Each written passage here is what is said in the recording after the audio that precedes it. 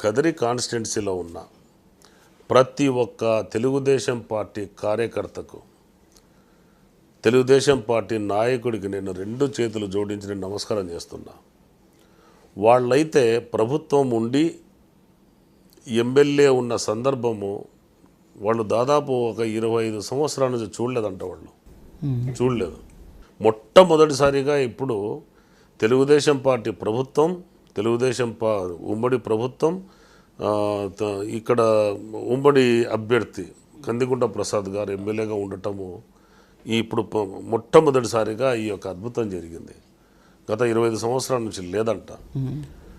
అసలు ఈ కార్యకర్తలు ఎవరైతే ఉన్నారో, తెలుగుదేశం పార్టీ కార్యకర్తలు, జాతీయ అధ్యక్షులు మన శ్రీ నారా చంద్రబాబు నాయుడు గారి మీద, మన జాతీయ కార్యదర్శి మన నారా లోకేష్ గారి మీద ఆ కార్యకర్తలకు ఎంత అభిమానం ఉందంటే నా కళ్ళల్లో నీళ్ళు వస్తాయి.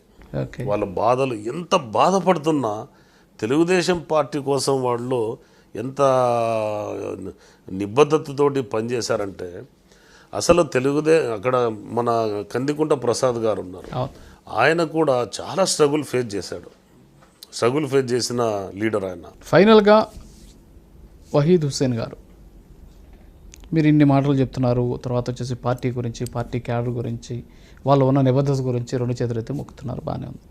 మరి పార్టీ నమ్ముకున్నటువంటి చాలామందికి పదవులు రావట్లేదు, ప్రభుత్వం పట్టించుకోవట్లేదు, హైకమాండ్ పట్టించుకోవట్లేదు అని రకరకాలైనటువంటి విమర్శలు బయట వినిపిస్తున్నాయి. కొన్ని పోస్టులు ఫిలప్ చేసేటువంటి అవకాశం ఉన్నా కూడా వాటి జోలికి వెళ్లకుండా వీళ్ళని ఆపిపెడుతుంది అనేసి, వాస్తవేనా? ఇదే Telugu Desam party, Janasena party, Bharatiya Janata party 3 పార్టీలు కలిసి ఈ ఆంధ్రప్రదేశ్లో ఉమ్మడిగా ఎన్డీఏ కంటెస్ట్ చేయటం జరిగింది. గతంలో అయితే ఈరోజు వచ్చినన్ని సీట్లు 164 సీట్లు ఏ రోజు రాలేదు.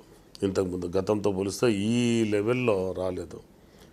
ఇటువంటి సిచ్యువేషన్లో ఇక్కడ ఉన్న పదవులు మనము ఈ 164 కాన్స్టిట్యున్సీలలో ఉన్న వాళ్ళు ఎక్స్పెక్ట్ చేస్తారు, తర్వాత మిగతా 11 కాన్స్టిట్యున్సీలలో ఉన్న వాళ్ళు ఎక్స్పెక్ట్ చేస్తారు, తర్వాత మనతో పార్టీ కలిసి నడిచి వచ్చిన 2 పార్టీలు కూడా ఈ భాగస్వామ్యాన్ని ఎక్స్పెక్ట్ చేస్తారు. ఒక రకంగా చెప్పాలంటే ఇది ముగ్గురు కూడా సమిష్టిగా నిర్ణయం తీసుకుంటున్నారు, సమయానుకూలంగా ఒకరికొకరు సర్దుబాటు చేసుకుంటున్నారు కాబట్టే ఈరోజు మన సుస్థిర పాలన కొనసాగుతూ ఉంది. అందులో భాగంగా ఇప్పుడు మనం రోజు మనకు పంట 10 బస్తాలే పండుతున్నాయి అనుకోండి, ఒక్కసారిగా చాలామంది మన ఇంట్లోకి వచ్చి చేరారు అన్నప్పుడు ఈ 10 సంవత్సరానికి 10 బస్తాలు అయితే సరిపోతాయి అనుకుంటే, ఉన్న వాళ్ళకంటే కొంత ఎక్కువ మంది వచ్చారనుకోండి, కొంత సర్దుబాటు చేయడానికి కొంత సమయం పడుతుంది. ఈరోజైతే కార్యకర్తలు ఎవరు అసంతృప్తిగా లేరు, అందరూ కూడా మంచి ఆలోచనతోటే ఉన్నారు. గౌరవ మా జాతీయ అధ్యక్షుల వారి మీద, గౌరవ జాతీయ కార్యదర్శి వారి మీద సంపూర్ణమైన నమ్మకంతో ఉన్నారు కాబట్టి అటువంటి సిచ్యువేషన్ పార్టీలో లేదు. ఒక్కసారి మా జాతీయ అధ్యక్షుల వారు వాస్తవం బయటకు వచ్చి ఒక్క విషయం చెప్పేస్తే అందరూ చల్లగా అయిపోతారు, ప్రాబ్లం లేదు. అటువంటి ఇబ్బందికరమైన పరిస్థితులు అయితే లేవు. కానీ ఎవరికైతే సీనియారిటీ ఉందో, ఎవరైతే బాగా చేశారో గ్రేడింగ్ చేసుకొని అందరికీ న్యాయం చేయడానికి శాయశక్తుల ప్రయత్నం చేస్తున్నారని చెప్పేసి మనం చెప్పవచ్చు. Thank you sir.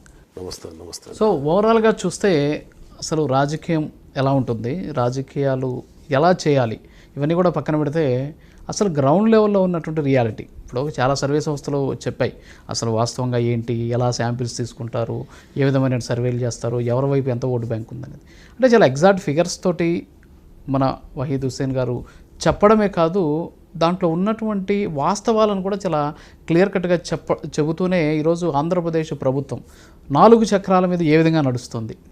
బహుశా ఇప్పటివరకు తెలుగుదేశం పార్టీ ముఖ్యమంత్రిగా ఉన్నటువంటి చంద్రబాబు నాయుడు గారు కూడా ఎక్కడ చెప్పలే, సంక్షేమ అభివృద్ధి అంటున్నారే తప్ప ఈ 4 చక్రాల కాన్సెప్ట్ తొలిసారిగా మన హుస్సేన్ గారి ద్వారా తెలిసింది. అంతేకాకుండా రాజకీయాలు అనేవి కేవలం ఏదో అధికారం కోసమో లేకపోతే పదవుల కోసమో కాదు, ప్రజా సేవ చేయాలి, నిజాయితీతో ఉండాలి, నిబద్ధతతో ఉండాలి అనేటువంటి ఆలోచనతో వచ్చిన ప్రతి ఒక్కరిని కూడా రాజకీయాలు హక్కున చేర్చుకుంటాయి. కాకపోతే సమయానుకూలంగా జరిగేటటువంటి వాటి కోసం ఎదురు చూడాలి, అంతేకాకుండా శాయశక్తుల ప్రయత్నం చేయాలి అని చెప్పేసి వారు చెప్తున్నటువంటి పరిస్థితి. ఇది వాళ్ళ స్పెషల్ ఇంటర్వ్యూ. మరో ఇంటర్వ్యూకి వెళ్తాం.